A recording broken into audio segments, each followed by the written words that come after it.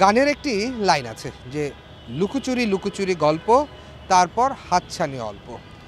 আজ ঠিকই গণমাধ্যম কর্মীদের সাথে এই লুকোচুরিটাই খেলেছে ক্রিকেট বোর্ড, যেখানে সারাটা দিন তারা আইসিসির সাথে যে মিটিং হওয়ার কথা ছিল সেই মিটিংটি নিয়ে তারা বেশ লুকোচুরি এবং গোপনীয়তায় রক্ষা করেছে। কখন কিভাবে কোথায় হচ্ছে কিছুই কিভাবে হবে কোনো কিছুই আসলে আমরা জানতে পারিনি গণমাধ্যম কর্মীরা। একটা পর্যায়ে গিয়ে আমরা জানতে পেরেছিলাম দুপুরবেলা ঢাকার একটি 5 তারকা হোটেলে হবে।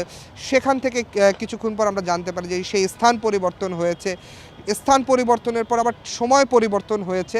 কিন্তু সর্বশেষ যে তথ্যটি আসলে জানতে পেরেছি সোর্সের মাধ্যমে, সেটি হচ্ছে যে বাংলাদেশ অবশেষে যে আইসিসির সাথে যে রুদ্রদ্বর মিটিং হয়েছে 1.5 ঘন্টার, সেটি হচ্ছে এরকম যে বাংলাদেশ তাদের জায়গাতে অনড় অবস্থা নিয়ে আছে। বাংলাদেশ বিশ্বকাপ খেলতে যাবে না ভারত, যদি বিশ্বকাপ খেলতেই হয় তাহলে বাংলাদেশ যাবে হচ্ছে শ্রীলঙ্কাতে।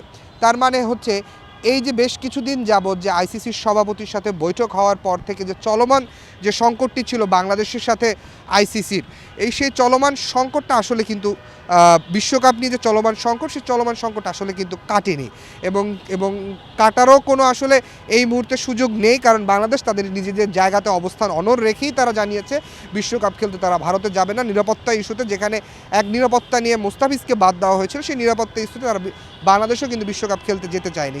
এরপরেই আসলে আইসিসির সভাপতি জয় শাহর সাথে একটি বৈঠক হয় জুম মিটিংয়ের মাধ্যমে অনলাইনে।